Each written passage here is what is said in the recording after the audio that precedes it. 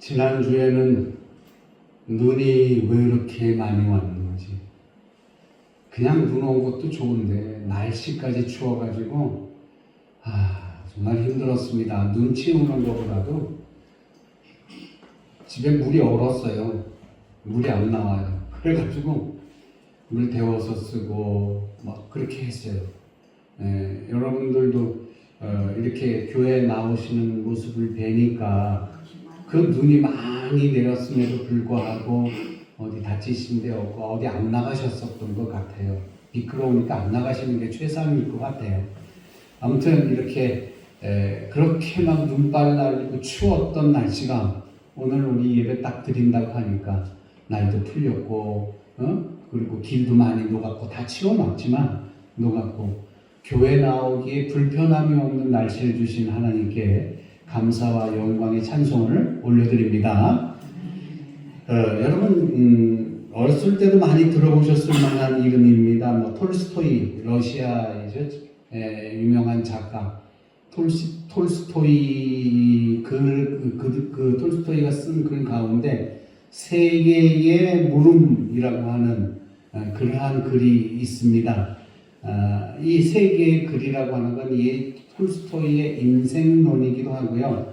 그리고 톨스토이가 갖고 있는 이 세상에서 행복이 무언가라고 하는 행복론까지 서술해 놓고 요약한 거예요. 거기에 그는 아주 중요한 세 가지 질문을 하고 있어요. 톨스토이가 쓴 세 가지 질문이 있는데 그건 뭐냐면 이 세상에서 가장 중요한 시간은 언제인가? 라고 하는 질문이 첫 번째고요. 두 번째는 뭐냐면은 이 세상에서 가장 필요한 사람은 누구인가? 라는 질문. 그리고 이 세상에서 가장 중요한 일은 무엇인가? 라고 하는 이 세 가지 질문을 그 글 안에 써놓아서 이 글에 나와 있는 이 질문이 톨스토이의 인생론이와 톨스토이가 갖고 있던 행복론을 전부 다 축약해서 적어 놓은 건데 거기에 대한 답을 제가 좀 풀어봤습니다. 이런 질문에 톨스토이는 뭐라고 또 대답을 했나? 질문을 던져놓고 자기가 대답을 했는데 먼저 가장 중요한 시간은 이 세상에서 가장 중요한 시간은 언제인가? 이 얘기예요. 이 얘기는 과거가 아니라는 얘기예요.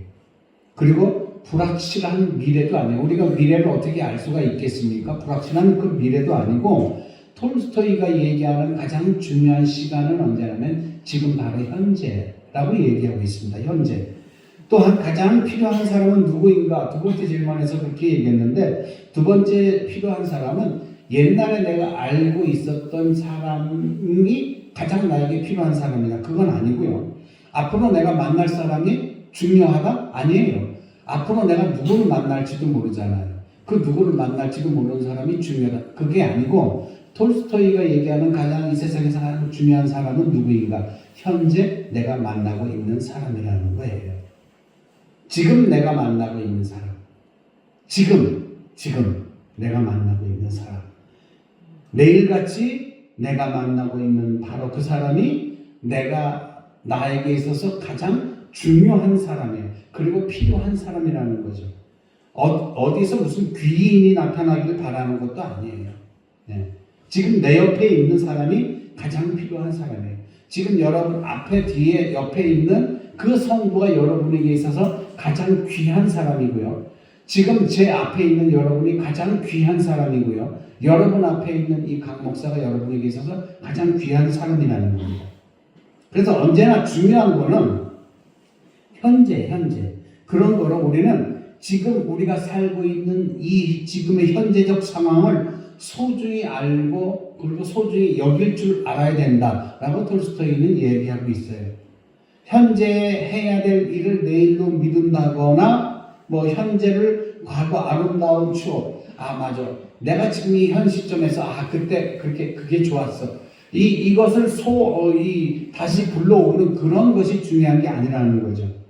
지금 내가 해야 될 일을 하는 거예요. 그리고 현재 상황에서 내가 할 수 있는 일을 언제나 내가 하도록 해야 돼요. 내 형편이 어떤지 간에 내게 주어진 일에 대해서 회피하지 말아야 된다라고 얘기합니다. 그래서 그 내게 주어진 지금 나에게 주어진 그 일을 최선을 다해서 하는 거예요. 우리가 신앙생활 그렇게 하다 보면은 내 일에 대해서 최선을 다하다 보면 거기에는 기적이 있고 거기에는 참된 축복이 있다 이렇게 얘기를 합니다. 우리가 신앙생활하면서 종종 잊어버리고 있는 것이 바로 뭐냐면은 지금 나에게 주어진 현재 상황이에요. 우리가 지금 신앙생활을 하고 있으면서 우리가 종종 잊어버리고 의식하지 못하는 것이 뭐냐면은 지금 나에게 주어진 상황이라는 거죠. 지금 저에게 주어진 상황은 여러분에게 하나님의 말씀을 대언하는 것이고 지금 여러분에게 주어진 현재적 상황은 뭐냐? 저를 통해서 간 목사를 통해서 들려지는 하나님의 음성을 최선을 다해 듣는 거예요. 이 상황을 제가 회피하거나 여러분이 회피해서는 안 돼요. 제가 이 강단에 서서 하나님의 말씀 전하는 것을 회피하면은 예배가 이루어지지 않고 하나님께도 굉장히 피해가 많이 가요. 그리고 여러분 이 예배 현재적 상황에서 하나님의 말씀을 듣는 거에 소홀히 해서는 안 되는 거죠. 이 상황을 회피하지 말라면 회피할 수가 없어요. 그냥 요행처럼 있는 날이겠지라고 생각해도 안 된다는 거죠. 그러면서 요행처럼 있다라고 생각하는 분이 있다면 그런 사람들이 생각하는 게 뭐냐면은 내가 매일매일 예배 매주 예배에 참여하니까 뭐 나에게 뭐 기적이나 뭐 어떤 축복이 임하겠지라고 생각하는 거예요. 그렇게 생각할 수도 있는 사람의 자격은 뭐냐면은 지금 이 시간 여러분에게 주어진 이 상황의 이 시간 그리고 여러분이 만나고 있는 거 그리고 여러분에게 들려지고 있는 이 시간을 회피하는 거예요. 회피하지 않는 거예요. 그래서 말씀에 집중해야 돼요. 말씀에 집중하다 보면은요 여러 가지 것들이 다 잊어버려지고요. 내 몸이 피곤할지라도 말씀에 집중하면은 말씀을 듣는 동안에는 그 피곤함이 없어진다라는 거예요. 저는 그렇게 알고 있어요. 그렇게 믿고 있고요. 그런데 가만히 보면은 성경을 통해서 그리고 많은 믿음의 사람들의 간증을 통해서 우리는 공통적으로 알 수 있는 사실이 하나 있는데 그게 뭐냐? 하나님의 기적은 절대로 하나님 일방적으로 이루어지지 않는다라는 거예요. 바라는 사람 덕택으로 하나님의 기적이 나에게 이루어지지 않는다라는 거예요. 현재 상황에서 진실하게 헌신한 그 사람이 그 사람의 그 헌신을 통해서 기적은 일어나는 거예요. 그러니까 여러분 예배드리면서 아무것도 안 하면서 하나님의 난 예수님을 믿고 하나님을 믿으니까 기적이 있겠지라고 생각하면 오산이라는 거죠. 기적은 언제 일어나냐? 내가 하나님 앞에 집중하고 하나님 앞에 헌신할 때 그때 기적이 일어나는 거예요. 할렐루야. 이게 없으면 안 돼요. 그래서 이 대목에서 우리는 지금 내가 갖고 있는 신앙적인 이 수준을 한번 생각해 봐야 돼요. 내 신앙적인 수준이 뭔가? 그저 나는 주일날 교회만 왔다 갔다 하면서 하나님이 복 주시기를 원하고 있는 그런 수준인가? 아니면 지금 내 수준이 하나님 앞에 예배하면서 최선을 다해 예배하고 최선을 다해 기도하고 최선을 다해 찬양하고 최선을 다해 나의 물질을 드리고 최선을 다해 내가 말씀에 집중하고 있느냐 이거예요. 이 차이예요. 이런 헌신을 통해서만 이런 헌신이 있는 사람에게만 하나님의 기적이 이루어진다는 거예요. 할렐루야. 아무것도 안 하고. 우리나라 속담에 있죠. 감나무 밑에서 입 벌리고 있으면 감이 뚝 떨어집니까? 아니잖아요. 털어야 되잖아요. 따야 되잖아요. 마찬가지예요. 그냥 예배만 참여한다고 하나님의 기적이 그냥 내가 신앙생활 가졌다고 교회를 다닌다고 하나님의 기적과 하나님의 축복이 나한테 있어지는 게 아니에요. 물론 하나님의 일방적인 때도 가끔 있을 때가 있어요. 그렇지만 그게 중요한 게 아니에요. 가장 중요한 거는 내가 하나님 앞에 집중하고 하나님 앞에 헌신할 때에 그때 기적과 축복이 이루어지는 거예요. 할렐루야. 한번 따라해 봅시다. 내가 하나님 앞에 헌신하고 집중할 때 기적과 축복이 이루어진다. 아멘. 그럴 때 하나님의 축복이 이루어집니다. 믿음으로 구하고 간구하는 사람에게만 응답이 있는 거예요. 그래서 성령 안에서 복음을 심는 자에게만 썩어지지 않을 영생을 거두는 거예요. 눈물 흘리고 씨 뿌리는 자에게 구원의 기쁨이 있고요. 그리고 우리 하나님은 어떻게 하셨어요? 어떻게 거두게 해준다고요? 심은 대로 거두게 해주신다고 했어요. 물론 우리가 심은 것에 비교해서 정말 우리가 상상할 수 없을 만큼 하나님이 우리에게 주시는 거예요.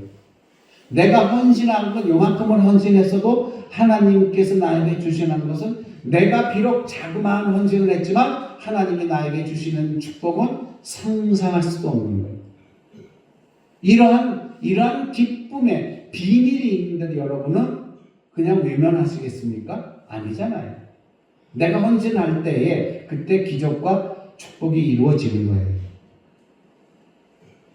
오늘 본문은요, 여러분이 너무너무나도 잘 아는 사건이에요. 오병이어의 사건이에요. 저도 이 본문의 말씀, 그리고 다른 책에 나오는, 다른 성경에 나오는 본문을 가지고도 이 오병이어에 대해서 여러분에게 여러 번 설교를 했어요.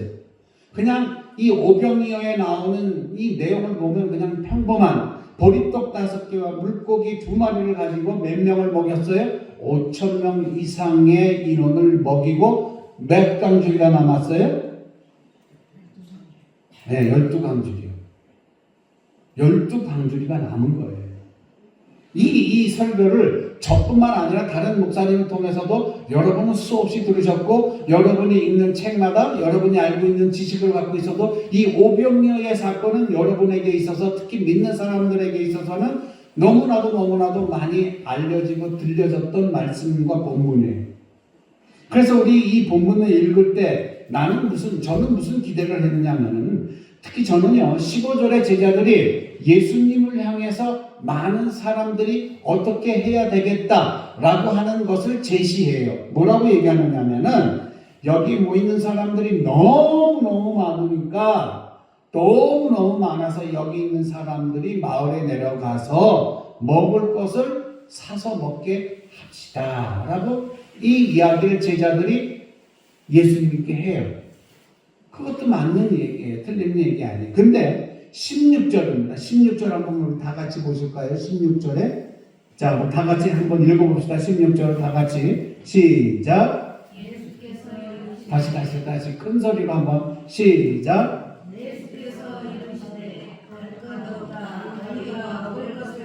아멘. 이게 오늘 말씀의 제목이 되었었어요.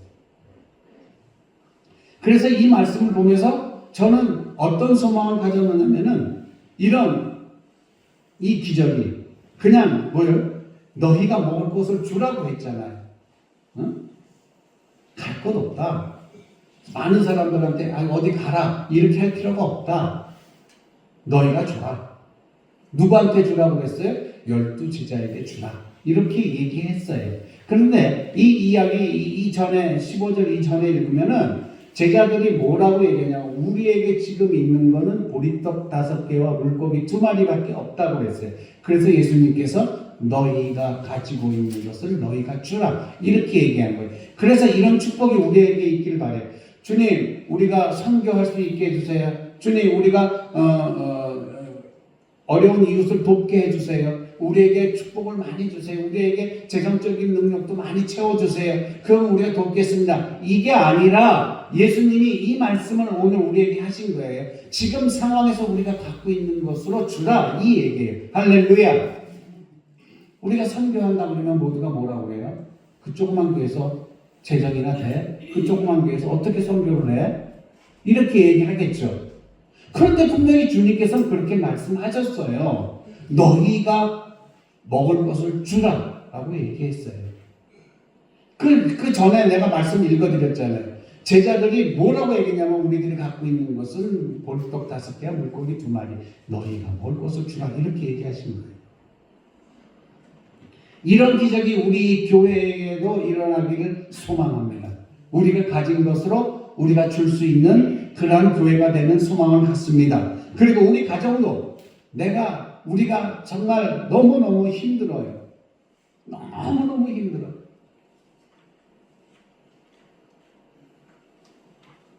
그러나 여러분 가정에서 갖고 있는 그것으로 주라라는 얘기예요. 어려운 이웃을 도와라는 말. 이런 소망이 우리 교회도 어렵고 우리 교회도 힘들지만 우리 가정도 힘들지만 우리가 갖고 있는 것으로 주라 주님이 명령하셨어요. 할렐루야. 그러면 축복이 이게 헌신이에요. 이게 헌신이에요. 그러면 거기에 대한 우리가 가지고 있는 것 적은 거지만 우리가 가지고 있는 건 아주 자그마한 것이지만 이 자그마한 것 적은 것을 우리가 주면은 주님께서는 우리가 상상할 수 없는 것으로 우리에게 채워주신다라는 약속의 말씀입니다. 할렐루야. 하나님은요 이렇게 말씀하신 이유가 있어요. 주님이 이렇게 말씀하신 이유가 왜? 하나님 아버지이신 하나님은 풍성하신 하나님이시기 때문에. 그래서 하나님께서는 그의 백성에게 늘 풍성히 주시고자 하시는 분이 누구냐? 하나님이세요. 그래서 때때로 우리 삶에 이런 기적과 축복을 베풀어 주세요. 내가 헌신했을 때 여러분이 복을 받고 여러분이 정말로 기적이 여러분에게 일어났다면 여러분 그 전에 복을 받고 기적이 일어난 그 전에 내가 하나님 앞에 무엇을 했는지 한번 생각해 보세요. 여러분의 자그마한 헌신이 있었기 때문에 그 기적과 그 축복이 있는 거라는 거예요. 그러나 축복은 상시적으로 매일매일 시시때때마다 이루어지는 게 아니라는 거예요. 한번 생각해 보세요. 하나님이 매 시간마다 매 분마다 우리에게 복을 주신다 생각하세요. 그러면 우리의 신앙적 태도 이것도 한번 생각해 봐야 돼요. 그건 뭐냐? 자꾸 하나님이 그냥 내가 노력하지도 않고 내가 헌신하지도 않는데 자꾸 복을 주신다 시시때때로. 그러면은 노력하지 않고 요행만 바라는 이기적인 신앙이 되어버리는 거예요. 내가 아무것도 하지 않고 복을 그리고 기적이 일어나기 바라는 거예요. 심은 대로 거두리라 분명히 예수님 말씀하셨어요. 심으려면 내 노동이 필요해요. 내 수고가 필요한 거예요. 심지 않고 거두려고만 하니까 그게 어떻게 복이 되겠어요? 아주 유명한 얘기 있죠. 성경에 나오신 예수님의 그 달란트 비유에서 한 달란트 받은 사람은 어떻게 했어요? 묻어뒀어요. 아무것도 하지 않았어요. 5달란트, 10달란트는 어떻게 했어요? 장사해서 남겼어요. 심지 않고 내가 복을 받으려 했던 것은 이건 어불성 소리예요. 이건 공짜 신앙이에요. 그래서 주님이 그 달란트 비유를 통해서 한 달란트 받은 사람 보고 뭐라고 했어요? 악한 자들 이렇게 얘기했어요. 현대 교회가요 은혜를 너무 강조하다 보니까 성도 개개인적으로 교회와 이웃에 대해서 헌신하는 것을 점점 잃어버리고 있다는 거예요. 그냥 은혜만 있으면 구원을 받게 된다. 이걸 강조하다 보니까 하나님의 축복도 은혜로 되어지는 줄 알아요. 헌신이 있어야 되는데 아닙니다. 구원은 은혜로 받지만 하나님의 축복은요, 하나님의 축복과 기적은 우연히 이루어지는 것이 아니라 영적인 원리가 있음을 분명히 알아야 되는 거예요. 기적과 축복은 영적인 원리라는 거죠. 반드시 그 영적인 원리는 뭐냐? 헌신을 통해서만 이루어지는 거예요. 할렐루야. 이게 있어야 돼요. 헌신을 통해서만 이루어져야 되는 거예요. 그래서 오늘 이 영적인 원리가 뭔지 오늘 본문을 통해서 한번 보겠습니다. 먼저는 하나님의 영적인 원리는 하나님의 긍휼하심이 있었다는 거예요. 하나님의 긍휼하심이. 그러니까 예수님은 많은 능력을 행하고 있었어요. 그래요. 오늘 본문에도 보니까 귀신도 내어 쫓았다고 얘기했어요. 그리고 병든 자도 고쳐주셨다고 했어요. 권세 있는 말씀으로 하나님 나라를 선포했다고 했어요. 그 결과 많은 무리들이 어떻게 했어요? 예수님을 따랐어요. 그리고 많은 무리들이 예수님을 뭐라고 인정했어요? 메시아로 인정을 했어요. 그런데 당시의 분본 왕이었던 유대 왕이었던 헤롯은 예수님을 어떻게 알고 있었어요? 자기가 죽인 세례 요한이 다시 살아난 사람이라고 보고 예수님을 그리스도로 믿지 않았어요. 구세주라 믿지 않았어요. 예수님의 고향 사람들도 마찬가지예요. 그렇게 안 봤어요.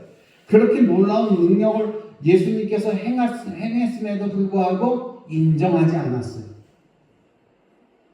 어떻게 했어요? 인정하지 않는 것까지는 좋았는데 예수님은 어떻게 했어요? 많은 제사장과 그리고 종교 지도자들과 분봉왕과 많은 예수님의 고향 사람들, 많은 유대 사람들이 예수님을 인정도 안 했지만 어떻게 했어요? 배척했다고 했어요. 그리고 그 결과, 배척한 결과 어떻게 됐어요? 십자가에 못 박잖아요. 우리는 예전에 성경에 쓰여 있는 말씀대로 지금까지 나열했던 사람들이 배척함, 이러한 실수를 현대에 살고 있는 우리의 신앙인들이 되풀이해서는 안 된다는 거예요. 인정도 안 하고 배척하고 그러한 실수를 우리가 하지 말아야 된다는 거예요. 이러한 신앙을 갖고 있는 사람들에게는 우리가 권면을 해요. 그래서는 안 돼. 예수님은 그리스도시고 예수님께서는 죽음을 이기시고 부활하셨고 예수님은 십자가에서 죽으셨지만 죽으신 지 사흘 만에 부활하시고 지금 이 자리에 성령과 함께 계셔라고 하는 것을 우리는 분명히 해야 된다는 거예요. 그래서 이런 사람은 우리는 뭐라고 하느냐? 예수님을 사모하는 사람, 그리고 예수님의 뭐를 기대하는 사람? 긍휼을 기대하는 사람. 그리고 예수님은 어떻게 하는 사람? 예수님을 간절히 찾는 사람. 그런데 헤롯 왕은 오해했잖아요. 많은 사람들이 예수님을 오해했어요. 그래서 예수님은 그들을 피해서 한적한 빈들을 찾아가신 곳이에요. 그게 오늘 본 본문이에요. 오늘 13절에 보실까요? 13절. 예수께서 들으시고 배를 타고 떠나서 따로 빈들에 가시니 무리가 듣고 여러 고을로부터 걸어서 쫓아간지라. 자, 이런 상황도 그냥 시대적 상황 때문에 예수님이 한적한 곳으로 갔는데 그 예수님을 인정하고 예수님과 기적과 축복을 바라는 이들이 예수님을 따라서 걸어서 예수님을 쫓아간 거예요. 빈들까지도 계속해서 쫓아왔고요. 예수님을 찾아온 사람들이 있었으면 오늘 말씀 보면은 그 숫자가 장정만 5,000명입니다. 그래서 장정만. 그때 여자들과 제가 늘 말씀드렸죠. 이 여기서 장정만 5,000명이라고 하는 것은 이곳에 청년들만 있었다라는 건 아니에요. 이곳에는 여자들도 있었고 유부남도 있었어요. 그러면 유부남에게 딸린 가족들이 있었을 거예요. 그 가족의 숫자는 몇인지는 잘 몰라요. 특별히 우리나라 기준으로 본다면 4인 가족 친다면은 5, 4, 22만 명 이상은 모였다라는 거예요. 좋기.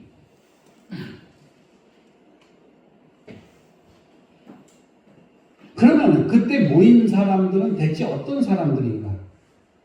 학자들의 말에 의하면 이 사람들은 6월절 명절을 맞이해서 예루살렘에 상경하기 위한 순례자들이었다고 얘기를 합니다. 그래서 그들이 예수님이 행한 이적과 기적, 이 사역들을 보고 저분이 과연 메시아일까? 라는 의구심을 갖고 있는 사람도 있었고요. 아니, 그렇게 이적을 행하고 권세 있게 하나님의 나라를 선포하는 것을 보면은 저렇게 자신 있는 모습을 보면은 저분은 틀림없이 메시아일 거야 라고 얘기합니다. 그런데 여기에 모인 사람들이 한마디씩 합니다. 메시아인데 왜 행색이 저렇게 초라해? 라고 하는 생각을 가졌고 한마디 했을 거예요. 그러니까 많은 사람들이 있으니까 많은 사람들이 보는 여러 가지의 시각도 있을 것이고 그리고 궁금증을 가진 사람들이 그 많은 사람들 무리에 모여 있었다라는 거죠.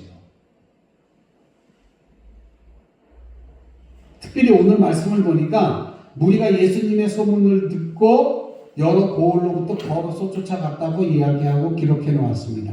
한 고을만 고집한 것이 아니고 이 고을 저 고을 여기서 여러 고을이라고 분명하게 얘기하고 있습니다.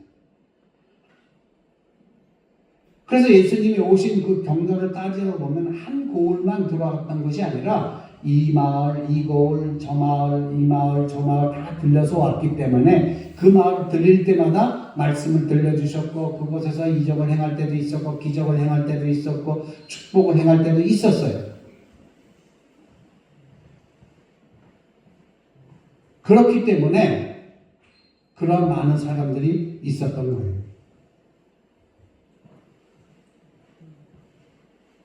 한 고을만 고집해짓고 온 것이 아니잖아요.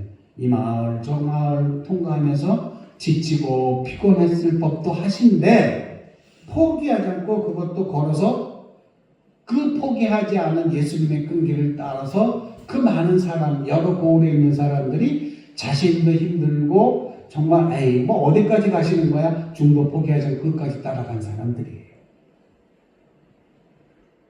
예수님을 찾은 저들의 열심을 우리 한번 볼 수가 있어요. 여러분들 몇 년 정도 신앙생활 하셨을까요? 중도 포기하지 않으셨죠. 그러니까 지금 이 자리에 계신 거 아니에요. 이렇게 온 힘을 다해서 주님을 사모하는 마음으로 찾아온 무리들을 주님께서는 어떻게 여기셨을까요? 불쌍히 여기셨어요. 14절에 말씀하십니다. 14절 우리 함께 보실까요? 예수께서 나오사 큰 무리를 보시고 뭐 어떻게 여기셨어요? 불쌍히 여기사. 그리고 그 중에 있는 병자들을 고쳤어요. 불쌍히 여기셨다고 했어요. 불쌍히.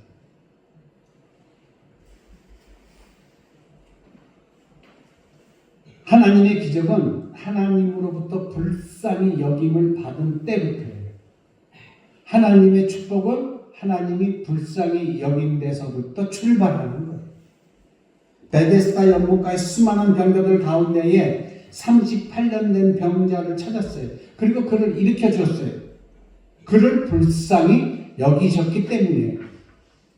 자, 보세요. 백부장의 하인이 고침받을 수 있었던 것이 뭘까요? 백부장이 그를 긍휼히 보셨기 때문이에요. 그리고 나면서부터 소경이었던 사람들이 긍휼히 받을 수 있었던 것은, 고침을 받을 수 있었던 건 뭐냐면은 그들이 외친 소리였어요.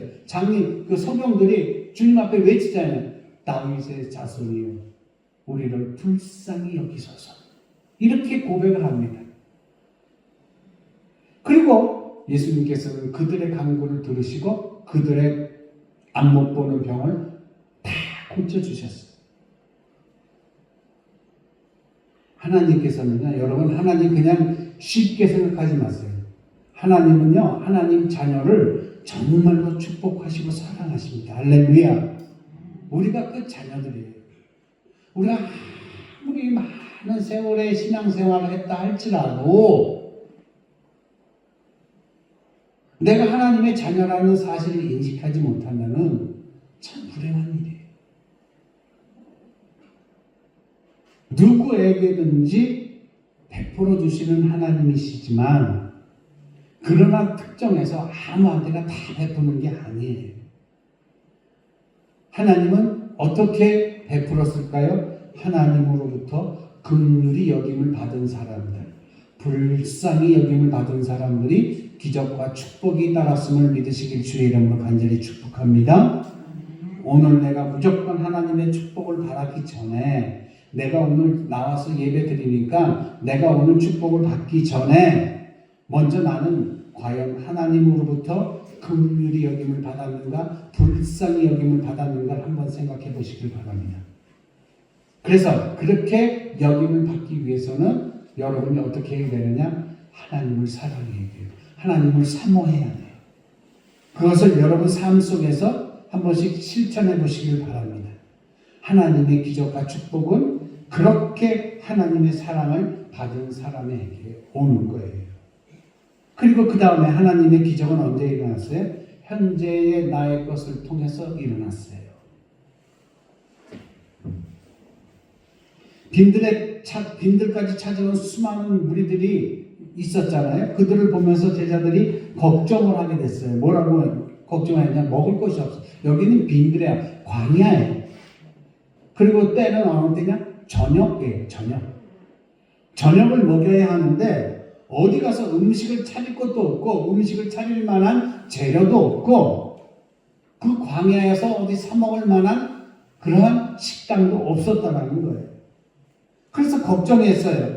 예수의 제자들이 주님에게 처방을 내려주죠. 15절에 제자들이 이렇게 얘기하잖아요. 아까도 말씀드렸지만 주님, 이것은 빈들이고 때도 이미 저물었어요.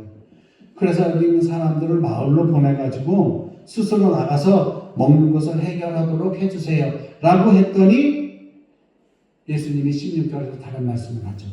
자, 어찌 보면 이 제자들의 의견은요, 매우 심사숙고히 생각하고 결단해내린 합리적인 생각이에요. 결정이었습니다. 이 제자들이 내린 결정을 보면 전혀 틀린 것이 아니에요. 왜냐하면 자기들의 상황을 알잖아요. 거기에 무슨 음식점이 있겠어요? 재료도 있는 거, 식물 나는 것도 아니고, 구멍가게 있는 것도 아니고. 그러니까 빈들에서는 그 먹을 것 하나 구할 수 있는 형편이 못 되는 거예요. 그런다고 무리지어서 한 무리가 가서 동네에 내려가서 먹을 것을 죄어 사갖고 와서 이들한테 먹일 수 있는 형편이 되지도 않았었어요.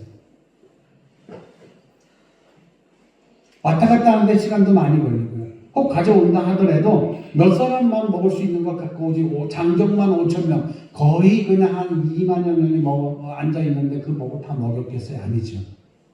그래서 제자들이 고심 끝에 내린 결론이 뭐냐면 이 사람들을 동네 내려가서 먹을 것을 각자 알아서 먹고 오게 했으면 좋겠습니다라고 얘기했어요. 이렇게 결론을 내린 제자들에게 16절에서 예수님께서는 뜻밖의 말을 전합니다. 갈 것 없어. 너희가 먹을 것을 주라. 너희가 먹을 것을 주라. 갈 것 없어. 너희가 먹을 것을 주라. 여러분, 도대체 이 말씀이 뭘까요? 문제 해결을 해야 되는데 지금 이 현대적 상황에서 보면은 예수님의 말씀이 뭐냐면 12 제자들한테 뭐라고 했냐면 너희들이 알아서 해결해. 너희들이 해. 그리고 너희들한테 있는 것으로 너희들이 줘라. 이 얘기예요. 그런데 이게 예수님의 말씀을 보면 합리적이냐 이거예요.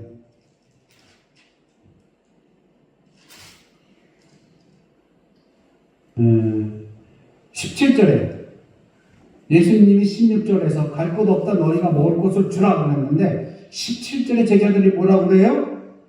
여기 우리에게 있는 것은 떡 5개와 물고기 2마리뿐입니다. 이렇게 얘기하잖아요. 예수님은 그걸 알으셨어요. 그래서 너희가 먹을 것을 주라고 얘기했던 거예요.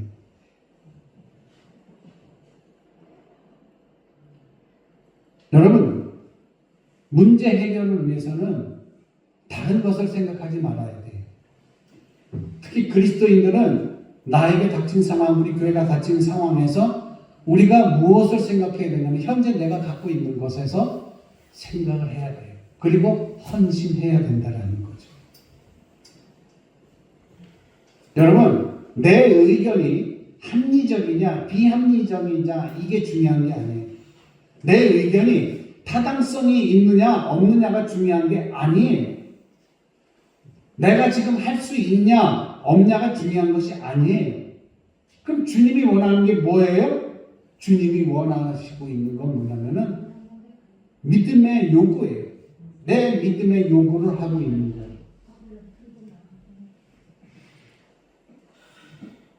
우리의 헌신을 요구하고 있는 거예요. 주님의 말씀이 뭐예요? 너희가 먹을 것을 줘라. 이 문제 해결의 열쇠, 하나님의 기적적인 실마리가 어디서 있느냐? 지금 나에게 있다는 거예요. 지금 나에게. 자, 오늘 말씀 깊이 새겨봅시다. 갈 것 없다. 너희가 먹을 것을 주어라. 너희들이 해결해라. 그리고 지금 가진 것으로, 너희가 가진 것으로 해결해라. 이 얘기예요. 그러니까 이 말은 뭐냐? 다른 사람이 도울 때까지 기다리지 말고 지금 내가 가진 그것으로 해결하라. 이 말이에요. 왜 그렇게 주님은 말씀하셨을까요? 우리가 가지고 있는 것이 적을지라도 그것이 주님 손 안에 들어가면 상상할 수 없는 축복의 씨가 되기 때문에 그래요. 내가 가지고 있는 것이 아무리 작은 것이라 할지라도 내가 가지고 있는 것이 아무리 적은 것이라고 할지라도 그 적은 것이나 작은 것이 주님 손에 들여질 때 그때 기적이 일어난다는 거예요. 할렐루야. 내가 많이 갖고 있든 적게 갖고 있든 그것이 중요한 게 아니에요. 그 무엇이 중요해요? 내가 갖고 있는 것이 적을지라도, 내가 갖고 있는 것이 작을지라도, 이것이 주님에게 드려졌을 때, 그때 기적이 일어난다는 거예요. 할렐루야. 우리는 때로 미리 판단해서 포기해버릴 때도 있잖아요. 내가 가진 것이 없고 우리 교회가 가진 것이 없기 때문에 아니 우리는 할 수가 없어. 내가 할 수가 없어. 그래서 우리는 누가 좀 도와줬으면 좋겠는데 그것도 안 되겠네. 포기해버릴 때가 많다라는 거예요.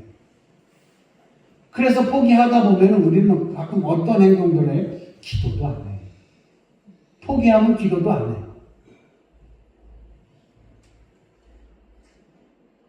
일이 이루어질만 하면, 그 일이 이루어질만 하면 기도에 힘써요. 처음부터 가능성이 없으면 기도조차 아예 안 해요.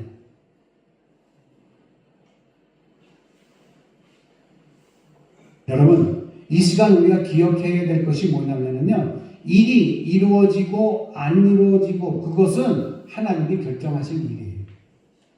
우리는 사실 있는 그대로, 내 모습 그대로 하나님 앞에 드려지는 모습이 필요한 거예요. 내 있는 것 그대로 하나님께 드려지면요, 하나님이 우리를 긍휼히 보시고 긍휼히 불쌍히 보시고 그것을 우리가 상상할 수 없는 복으로 주신다는 사실을 믿으시길 주 이름으로 축복합니다. 할렐루야. 그게 중요한 거예요. 그래서 주님이 얘기하잖아요. 갈 것 없어. 너희가 가지고 있는 것을 먹을 걸 주라. 이 말을 듣고 제자들이 자기네들이 갖고 있는 것을 봤어요. 그게 17절이에요. 그게 보리떡 5개, 물고기 2마리 아니에요. 그랬는데 18절에 뭐라고 보셨어요? 그것을 내게 가져와라. 그래서 마지막으로 우리가 복을 받는 건 뭐냐면은 하나님의 축복과 기적의 원리는 어떤 원리냐? 감사의 원리예요. 첫 번째는 뭐였었어요? 첫 번째는 우리가 하나님의 긍휼하심이 있어야 되고, 그 다음에 두 번째가 뭐예요? 두 번째가 현재의 것을 통해서 이루어지고, 세 번째가 하나님의 축복, 감사의 원리라는 거죠. 자, 주님께서 5,000명을 앉혀놓고 그 앞에서 보잘것없는 아주 적은 양의 보리떡 5개, 물고기 2마리를 가지고 하나님께 축사하셨습니다. 다른 성경에 보면요, 이 제자들이 갖고 있는 이 과정이 기록이 되어 있어요. 그 다른 마가복음인가 보면은 뭐라고 기록이 되어 있느냐면은 어린 아이가 먹으려고 싸왔던 점심거리, 보리떡 5개와 물고기 2마리, 이걸 제자들에게 주었어요. 다른 데는 그렇게 묘사가 되어 있고 오늘에는 그렇게 묘사가 안 되어 있고 그냥 제자들이 갖고 있는 것으로 묘사되어 있지만, 다른 성경을 함께 보면은 작은 아이가 갖고 온 그 한 끼 먹을 걸 드렸다라는 거예요. 자, 여기서 예수님이 그것을 받으시고 축사를 하셨어요. 자, 이 축사의 개념은 이렇게 놓고 축사하고 뭐 이런 개념이 아니라, 축사라고 하는, 여기에 쓰여진 축사라고 하는 말은 헬라어로 뭐냐면은 유카리스테다스라고 하는 얘기예요. 유카리스테다스. 이건 뭐냐면은 감사라는 뜻을 갖고 있어요. 감사라. 유카리스테다스라고 하는 거. 축사하셨다라는 것은 헬라어로 유카리스테다스. 감사라는 거예요. 그러니까 5,000명 이상을 앉혀놓고 그 앞에서 예수님께서 보리떡 5개와 물고기 2마리를 놓고 하나님 앞에 감사의 기도를 드렸다는 거예요. 할렐루야. 주님께서는 적은 것이지만, 어린아이가 갖고 온 것이지만 그것을 놓고 어떻게 하셨어요? 하나님 앞에 감사했어요. 형편없고 적은 것이지만 가진 바대로 주님은 아버지께 얻은 것으로 인함을 알고 감사했던 거예요. 내가 가진 것이, 우리 교회에 가진 것이 그냥 그대로 하나님 앞에 드려지는 이 모습이 필요한 거예요. 이렇게 주님이 그 적은 것, 어린아이가 한 끼 먹을 것을 가까운 것을 놓고 하나님 앞에 감사 기도를 드렸더니 어떻게 됐어요? 그 자리에 모여있던 많은 장정만 5,000명의 많은 무리들에게 먹을 만큼 풍부히 나눠주고 그리고 남은 12광지 남은 것을 가져와라 그래서 12광지 그리고 나서 다른 책에 보면은 뭐라고 되어 있느냐면은 이 12광지를 걷어오라고 했던 것은 뭐냐 하나님의 은혜는 함부로 취급해서는 안 된다라는 그런 내용을 담고 있어요. 하나님의 축복이 어떻게 이루어졌어요? 예수님이 적은 어린 아이가 먹고 가져온 것을 하나님 앞에 드리고 감사 기도를 드려서 하나님이 축복해 주셨어요. 그래서 그 자리에 모이는 사람들이 배불리 먹고 남았는데 그 남은 것이 12광주리가 남았다라는 거예요. 다 가져와라. 이 얘기는 뭐냐면 하나님으로부터 내려진 기적과 축복은 함부로 할 수 없어요. 그 이야기가 또 하나 있어요. 여러분 이스라엘 백성들이 광야에 나와서 먹을 것이 없다고 그랬잖아요. 그때 하나님이 먹을 것이 없는 이스라엘 백성에게 뭐를 내려줬어요? 만나를 내려줬어요. 만나가 무슨 뜻이라고 했죠? 만나는 히브리어로 이게 뭐야? 라고 하는 거예요. 이게 뭐야? 하나님 만나는 내주니까 이게 뭐야? 라고 얘기를 했던 거예요. 그런데 사람들은 앞으로 두고두고 먹으려고 많이 모아뒀어요. 그거를. 그런데 어떻게 했어요? 그 다음날 되니까 만나가 다 어떻게 됐어요?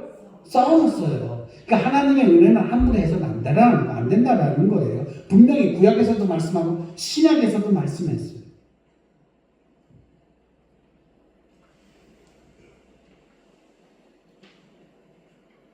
여러분 갈 것 없다. 너희가 저라. 이건 야 동학교회야. 그리고 여러분 이름 부르면서 안 가면 돼.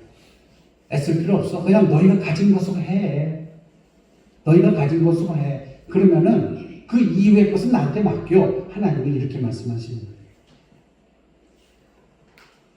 여러분 이걸 한번 생각해 보십시오. 언제나 하나님께서는 우리가 드리는 감사 기도를 들으시고 거기에 축복하신다는 사실을 믿으시길 바랍니다. 할렐루야. 그래서 여러분에게 감사. 저는 얼마나 정말 감사한지 아세요? 여러분이 한 달에 내는 감사가요, 감사 헌금이 갈수록 많아져요. 이런 감사하는 생활이 여러분에게 있다라는 거죠. 주님이 보리떡 5개와 무릇고기 2마리를 가지고 하나님 앞에 유크리스데사스 감사의 기도를 드렸을 때 그때 기적이 일어난 것처럼 우리 교회가 가진 것을 하나님 앞에 드렸을 때 그리고 그것을 갖고 감사 기도를 드리고 여러분 개개인 가정이 가졌던 것으로 하나님 앞에 감사의 기도를 드렸을 때 교회와 여러분 가정에게 하나님의 축복이 임할 줄 믿습니다. 자, 여러분 하나님이 언제 기적을 베푸시고 언제 기도를 들으시겠어요? 그때가 궁금하지 않아요? 그거는 비록 작고 적고 볼품없는 것이지만 그것을 주님 손에 드리고 그것으로 인하여 진심으로 감사할 때 하나님은 들으시고 놀라운 기적을 베푸십니다. 우리가 볼 때는 이거 볼품 없는데 우리가 드리는 헌금이 이거 얼마입니까? 이거 그냥 작은 건데 이렇게 생각하시지만 아닙니다. 적은 거지만 이거 적은 것이 주님 손에 들려지고 주님이 감사 기도를 하고 축복하셨을 때 그것이 30배, 60배, 100배의 복을 거두는 거예요. 할렐루야! 이걸 아셔야 돼요. 그래서 우리는 우리가 할 것을 하되 우리가 가진 것을 주님 손에 드리는 그러한 귀한 신앙인들 되시길 바랍니다. 오늘 함께 이 예배에 참여한 모든 여러분들, 이 모든 분들이 적지만 우리 교회도 작은 교회지만 모두 하나님 앞에 드려지는 그러한 교회와 여러분들의 삶이 되기를 주의 이름으로 간절히 축원합니다.